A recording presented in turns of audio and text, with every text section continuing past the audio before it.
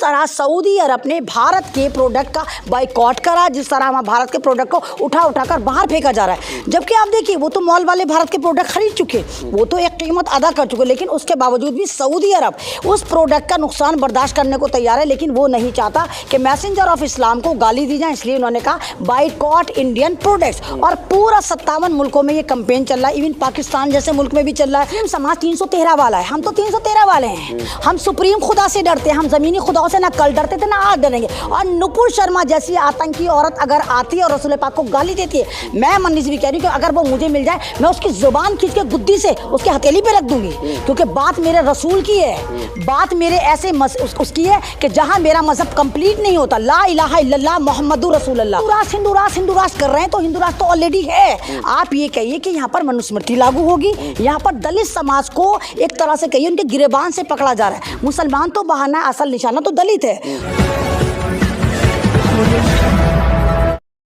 नमस्कार, आप देख रहे हैं 24 न्यूज़। मैं आपके साथ Rashid, social activist MN Rizvi हमारे साथ मौजूद है। इनसे बातचीत करेंगे। जिस तरह से नुपुर शर्मा का विवादित बयान आया था, उसके बाद तमाम जो है देश और दुनिया में तमाम मुस्लिम समुदाय के लोग विरोध दर्ज करा रहे थे। वहीं जो है अब जो है सऊदी मुल्कों में वहाँ पे जो है यहाँ इंडियन सामानों की जो है बहिष्कार किया जा रहा है, तमाम सड़कों पर फेंके जा रहे सामान और कहा जा रहा है कि इंडियन प्रोडक्ट का बाइकआउट करना चाहिए। एमएन जी किससे देख रही हैं?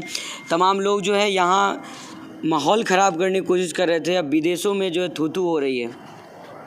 देखो, नुपुर शर्मा एक ऐसी जंगली बिल्ली थी जिसको दुनिया में कोई नहीं जानता था। बीजेपी के साथ एक अजीब किस्म की टेंडेंसी रही है। इन लोगों को पॉपुलैरिटी पाने के लिए भी मुल्ला ही चाहिए, मतलब मुल्लाओं पे ही पॉलिटिक्स चलती है, मुल्लाओं को ही गालियाँ देते हैं। लेकिन जब इनको लगता है हमें पॉपुलर होना है तो उसके लिए भी इनको इस्लाम चाहिए, कलाम पाक चाहिए। अब बात इतनी आगे बढ़ गई कि इन्होंने मैसेंजर ऑफ इस्लाम रसूल पाक को टारगेट करा। जिस तरह नुपुर शर्मा जैसी जाहिल औरत ने स्ट्रीम चैनल में बैठकर, टाइम्स नाउ में बैठकर रसूल पाक को ओपनली गालियाँ दी, इससे पता चलता है कि ये लोग दिमागी तौर पर कितने दिवालिया हैं। और जिस तरह आप देखिए, इस बात को 8 या 10 दिन हो गए, कोई कार्रवाई नहीं हुई। लगातार मुस्लिम समाज एफआईआर पे एफआईआर लगाता रहा, करता रहा, तमाम लोग एफआईआर करते रहे, लेकिन बीजेपी के कान पे जू नहीं रहेंगी। उसके बाद आप देखिए दिल्ली में भी हल्के फुल्के दंगे हुए। फिर आप कानपुर की तरफ चलिए, कानपुर में जब मुस्लिम समाज ने जुमे के बाद मार्केट बंद करने का एक आह्वान करा कि मार्केट बंद करेंगे, उस वक्त ये दंगाई तमाम जितनी नागपुर की नाजायज़ औलादें थी ये भड़क गई। इनको लगा कि मार्केट बंद अगर ये कर रहे हैं तो हो ये मुखालफत कर रहे हैं। वहाँ पर पुलिस की मौजूदगी में, पुलिस को साथ लेकर जिस तरह वहाँ दंगाइयों ने, यानी भगवा दंगाइयों ने मुस्लिम समाज को टारगेट करा, उनके ऊपर पथराव करा, पुलिस वाले सांप फेंकते हुए नजर आए। बहुत सारी ऐसी हज़ारों की तादाद में छोटी छोटी सी वीडियोस क्लिप आ रही हैं जहाँ दिखाया जा रहा है कि पुलिस वाले मुस्लिम समाज के ऊपर पत्थर फेंक रहे हैं। और इंतहा यहाँ हो जाती है राशिद कि गली महल्ले में जो छोटे छोटे बच्चे जा रहे हैं, 12 साल का लड़का, 13 साल का लड़का, पुलिस वाले जो दंगाई का रूप ले चुके हैं वो उन बच्चों के हाथ पैर तोड़ रहे हैं। और उसके बाद फिर जो एफआईआर का सिलसिला शुरू हुआ तो एफआईआर भी मुसलमान समाज पर करी जा रही है। तो इनफ हो गया। आप अगर रसूल पाक को गाली देंगे तो बर्दाश्त नहीं करा जाएगा, आपकी ज़बानों को गुद्दी से खींचकर आपकी हथेलियों पर रख दिया जाएगा। तो आपने मंदिर को, मस्जिद को, इस्लाम को, दलितों को, जो भी आपने एक उठा के भारत में माहौल ख़राब करा, हम चुप रहे। आप हमें गाली दे रहे हैं, आप हिजाब को गाली दे रहे हैं, ये हम लड़ लेंगे, लेकिन आप हमारे मैसेंजर ऑफ इस्लाम को गाली दे रहे हैं जिनके बगैर हमारा मजहब मुकम्मल नहीं, हमारा दीन मुकम्मल नहीं। मैम, जिस तरह से लेकिन जब बाइकआउट होने लगा पूरे देश दुनिया में, तो क्या इकोनॉमिक पे तो फ़र्क पड़ेगा ना? मैं यही कह रही हूँ कि अब अगर आपको लगता है कि नुपुर शर्मा ने माफ़ी मांगी, वो उसने माफ़ी नहीं मांगी, वो ड्रामा करा। अगर वो जाहिल औरत माफ़ी मांगती तो वो ये हरकत करती ही ना। क्या उसको नहीं पता कि दूसरे मज़हब के ख़िलाफ़ जहर उगलने का भारत में क्या अंजाम होता है? भारत संविधान से चलता है, हिटलर शाही से नहीं चलता। लेकिन बीजेपी जो है लगातार हिटलर शाही कर रही है। और जिस तरह सऊदी अरब ने भारत के प्रोडक्ट का बाइकआउट करा, जिस तरह हमारे भारत के प्रोडक्ट को उठाकर बाहर फेंका जा रहा है। जबकि आप देखिए वो तो मॉल वाले भारत के प्रोडक्ट खरीद चुके, वो तो एक कीमत अदा कर चुके, लेकिन उसके बावजूद भी सऊदी अरब उस प्रोडक्ट का नुकसान बर्दाश्त करने को तैयार है। लेकिन वो नहीं चाहता कि मैसेंजर ऑफ इस्लाम को गाली दी जाए, इसलिए उन्होंने कहा बाइकॉट इंडियन प्रोडक्ट्स। और पूरा 57 मुल्कों में ये कैंपेन चल रहा है, इवन पाकिस्तान जैसे मुल्क में भी चल रहा है, तमाम बांग्लादेश में भी चल रहा है, सऊदी में भी चल रहा है, तमाम दुनिया में बाइकआउट करके चल रहा है। अब ये सरकार डर गई, इनको लगा कि जितने भी आपको पता है कि जितने भी कैपिटलिज्म जिनके हाथ में, कंपनी जिनके हाथ में, ये भी कहीं ना कहीं भगवा चिंटू है। तो इन्होंने मुसलमानों के लिए ऐसा कुछ नहीं करा कि नुपुर शर्मा माफ़ी मांग रही है या उसको 6 साल के लिए प्रतिबंध लगाया गया, मुसलमानों के लिए लगाया गया, बिल्कुल भी नहीं लगाया गया। इन्होंने अपने ही लोगों की कंपनियों को प्रमोट करने, क्योंकि आपको पता है अंबानी, अदानी, यही लोग तो सबसे बड़े बिजनेसमैन हैं, इन्हीं के सामान तो बाहर जाते हैं। तो कहीं इन लोगों का नुकसान ना हो जाए, अपने आकाओं को खुश करने के लिए नुपुर शर्मा को इन्होंने बैन कर दिया। उसके बावजूद भी नुपुर शर्मा के जो है मांझे ढीले होने को तैयार नहीं। सवाल तो ये भी उठता है राशिद, अगर आप भी नज़र जमाए हुए हैं, 3 साल से आप हिंदुस्तान की राजनीति देखिए, 3 साल में एनआरसी में आप देखिए कि किस तरह मुसलमानों के खिलाफ एक कंपेन चलाया गया। दिल्ली दंगों में किस तरह मुसलमानों को पकड़ पकड़ के जेलों में भरा जाता है और आज तक उनकी कोई सुनवाई नहीं।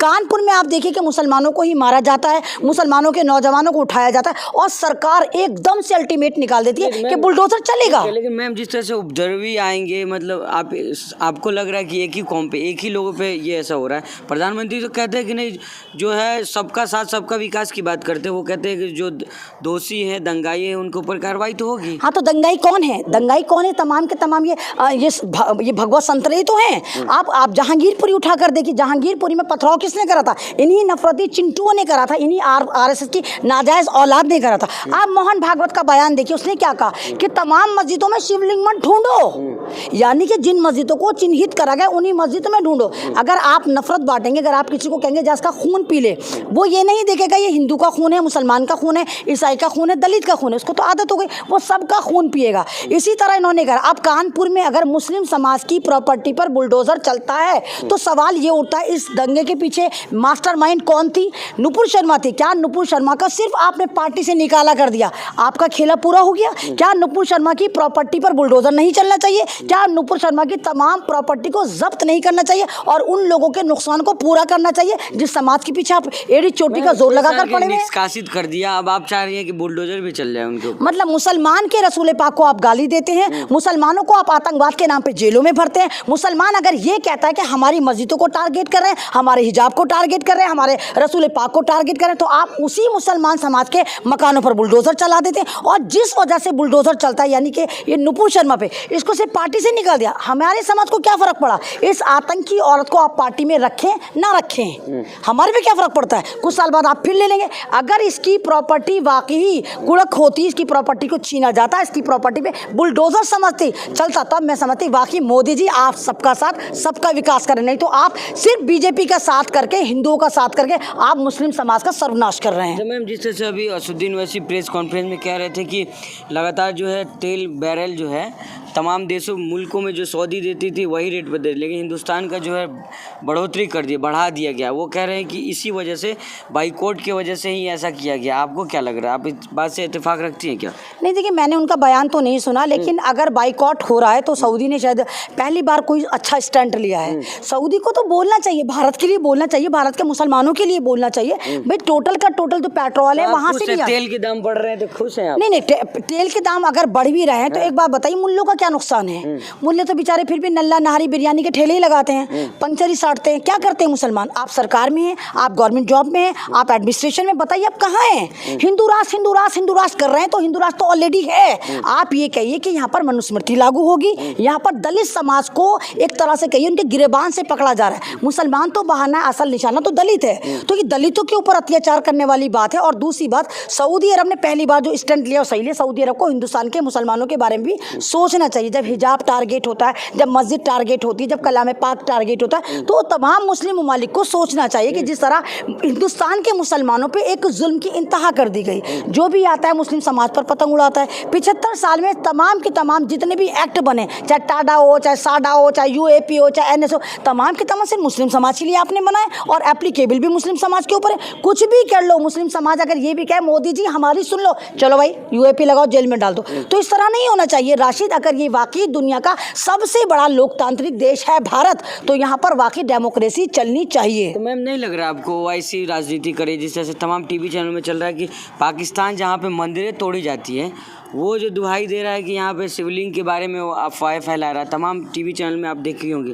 तो टीवी चैनल की तो खैर मैं बात पे यकीन नहीं रखती, ये तो खाली पाकिस्तान बीच में कूद रहा है। पाकिस्तान को अगर कूद रहा, पाकिस्तान में एक मंदिर तो हल्का फुल्का तोड़ा गया था। इमरान खान ने 250 से ज्यादा लोगों पर FIR रजिस्टर करी थी और जेल में उठाकर डाला था और दोबारा उस मंदिर को रिपेयर कराया था। तो पाकिस्तान की उस वाली बात से तो तुम सीख लेते नहीं हो, जो तुम्हारे मतलब की होती है, जहाँ तुम्हें नमक मसाला लगाना तो वहाँ पे तुम ले लेते हो। तो हमें, और दूसरी बात, हमें पाकिस्तान से क्या मतलब, हमारा भारत देश है, यहाँ पर हमारा संविधान चलता है, यहाँ लोकतंत्र चलता है। पाकिस्तान में कुछ भी चलता हो, हमारी बला से हमें क्या मतलब है पाकिस्तान में क्या चलता है। तो पाकिस्तान की मिसालें देके, पाकिस्तान की एग्जाम्पल हमारे पे सेट ना करें कि पाकिस्तान ये कर रहा है, पाकिस्तान वो कर रहा है। और अगर पाकिस्तान ऐसा वैसा कर रहा है तो मोदी जी बिरयानी आप ही खा कर आए थे, हम नहीं खाने गए थे पाकिस्तान बिरयानी। आप ही तो गए थे इमरान खान के साथ बिरयानी खाने, हम तो नहीं गए थे। चलिए, लगातार जिस तरह से मैम तमाम मुस्लिम जो आप लोग भी लग रहा है खुशी हैं, लेकिन जो है देश की इकोनॉमी के बारे में आप लोग नहीं सोच रही हैं। किस बात पे खुशी हम लोग? आप लोग कह रहे हैं मुस्लिम कंट्री में बैन हो गया है। नहीं, बैन नहीं हुआ, बैन नहीं हुआ, बैन की धमकी दी, हो नहीं सकता बैन। भाई सऊदी अरब में कोई मैन्युफैक्चरिंग शुरू हो गया। नहीं, आप बैन नहीं, बाइकआउट करना शुरू हो गया, बाइकआउट के बाद ही बैन होता है। नहीं, बैन अगर यहाँ पर आप अपनी गलतियां नहीं सुधारेंगे, अगर औलाद गलती करती है तो माँ बाप अगर पनिशमेंट नहीं देते तो फिर वो लुच्चे लफंगे बनते हैं। अगर यही हालत करे, बेलगाम घोड़ियां हो गए जो आतंक मचाते हैं। अभी आप देखिए वो कनाडा पुत्र जो अक्षय कुमार है, वो अपनी फिल्म लेकर आया, वो जाहिल कह रहा है कि भाई मैं पृथ्वीराज चौहान जो मूवी लेकर आया हूं, इससे पहले जो इतिहास में सिर्फ मुगलों के बारे में लिखा जाता था। वो जाहिल, उसको ये नहीं पता 7वीं 8वीं 9वीं में अगर आप देखें 3 क्लास में 35 से ज्यादा हिस्ट्री के चैप्टर है, उसमें मात्र 3 में मुगलों के बारे में लिखा गया। पृथ्वीराज चौहान मूवी को रिलीज करने के लिए हमारे लिए कितनी शर्म की बात है कि हमारी रूलिंग पार्टी बीजेपी के मंत्रालय इस फिल्म को टैक्स फ्री कर रहा है, उसके बावजूद भी लोग देख नहीं पा रहे। आप देखिए किस तरह कश्मीरी फाइल आती है और किस तरह कश्मीरों को बर्बाद कर दिया। मतलब कश्मीरी फाइल आने के बाद कश्मीरी पंडितों की जिंदगी हराम कर दी गई। उनकी जिंदगी देखिए किस तरह वहाँ पे ऑनर किलिंग चल रही, किस तरह टारगेट किलिंग चल रही। और यही स्ट्रीम चैनल, यही भान चैनल कुछ नहीं दिखा रहा। वो आधा गंजा पूरा पागल अनुपम खेर जो पतंग उड़ा रहा था, कश्मीरी पंडित के दर्द ले लेके मर रहा था। मतलब औरत तो लेबर पेन लेती है, पहली बार ऐसा हुआ फिल्म इंडस्ट्री में अक्षय कुमार और ये जितने भी मर्द ये लेबर पेन ले लेके मरे जा रहे थे। तो तुम्हें अब नजर नहीं आ रहा कश्मीरी पंडितों में क्या हो रहा है? वो विवेक अग्निहोत्री जो खैर सोच रहा था कि कश्मीरी फाइल मूवी बना के उसने पूरे कश्मीर का उत्थान कर दिया, वो आज फेक वीडियो बना रहा, कह रहा है कि मैं स्ट्रीम इस पे केस करूंगा, ऑक्सफोर्ड यूनिवर्सिटी पे केस करूंगा, उस पे केस कर, जबकि ऑक्सफोर्ड यूनिवर्सिटी ने उसको बुलाया तक नहीं। तो ये लोग ऐसे हैं कि आपका दिमाग भटकाने के लिए उल्टा सीधा नैरेटिव सेट करते हैं, उल्टी सीधी न्यूज़ सेट करते हैं। कभी आपको पाकिस्तान में उलझा देते हैं, कभी आपको बांग्लादेश में उलझा देते हैं, कभी आपको खालिस्तान में उलझाते हैं, कभी आपको आतंकवाद में उलझा देते हैं, यानी कि मुद्दे की बात नहीं करेंगे। तो आखिरी और अहम सवाल लेंगे मैम, जिस जाते जाते कि क्या लग रहा है आपके हिसाब से इससे सबक सीखना चाहिए भाजपा रूलिंग पार्टी को यहाँ पे जो है कि अगर किसी समुदाय, विशेष समुदाय के बारे में इस तरह की अफवाहें और गलत बयानी ना करें? देखिए बिल्कुल सीखना चाहिए कि मैंने तो हमेशा से कहा कि मुस्लिम समाज 313 वाला है, हम तो 313 वाले हैं। हम सुप्रीम खुदा से डरते हैं, हम ज़मीनी खुदाओं से ना कल डरते थे ना आज डरेंगे। और नुपुर शर्मा जैसी आतंकी औरत अगर आती है और रसूल पाक को गाली देती है, मैं मनीष भी कह रही हूँ कि अगर वो मुझे मिल जाए मैं उसकी जुबान खींच के गुद्दी से उसके हथेली पे रख दूंगी, क्योंकि बात मेरे रसूल की है, बात मेरे ऐसे उसकी है कि जहाँ मेरा मजहब कंप्लीट नहीं होता, ला इलाहा इल्लल्लाह मुहम्मदुर रसूलुल्लाह। तो अगर मेरे रसूल पे बात आई, उनके किरदार पे बात आई, उनकी शान में बेहुरमती करी, तो यही नजर आएगा जो आज नजर आ रहा है। मुस्लिम समाज आज जाग गया, लेकिन मुस्लिम समाज को मैं आपके चैनल से कहूंगी कि फिर भी थोड़ा समझदारी से काम लेना चाहिए। आप 3 साल का रिकॉर्ड देखें कि जिस तरह मुस्लिम समाज को टारगेट करा जा रहा है, आपको एकदम से सड़कों पर नहीं आना चाहिए। आपको अपने अंदर थोड़े लीडर पैदा करने चाहिए, आपको कमेटीज बनानी चाहिए, मस्जिद के अंदर भी कमेटी हो, इलाके के अंदर कमेटी हो, और आप छोटे मोटे अपने लीडर पैदा करके मेमोरेंडम तैयार करिए जो आप SDM को दें, DM को दें, कमिश्नर को दें, गवर्नमेंट को दें। कानूनी की तरह से लड़ेंगे, बेशक थोड़ी रास्ता लंबा है। अगर वाकई कानून में आस्था नहीं चलेगी और कानून ही चलेगा तो यकीन जानिए कि इंसाफ हमें ज़रूर मिलेगा। बहुत शुक्रिया बातचीत करने का। शुक्रिया। तो ये थी हमारे साथ एमएन रिजवी, तमाम मुद्दे बातचीत करती, जिस तरह से जो पूरे सऊदी मुल्कों में जो है बाइकआउट इंडियन प्रोडक्ट की जो मुहिम चली हुई, इसको लेकर एमएन रिजवी कह रही है कि भाजपा और जो भी लोग जो सत्ता में उनको इससे सबक सीखना चाहिए, और जो है तमाम जो मुल्कों में जो है भारत के सामानों की बाइकआउट हो रही है, इससे जो है भारत की इकोनॉमी पे भी घाटा पड़ेगा। बाकी और भी खबरों के लिए हमारे साथ बने रहिएगा। धन्यवाद।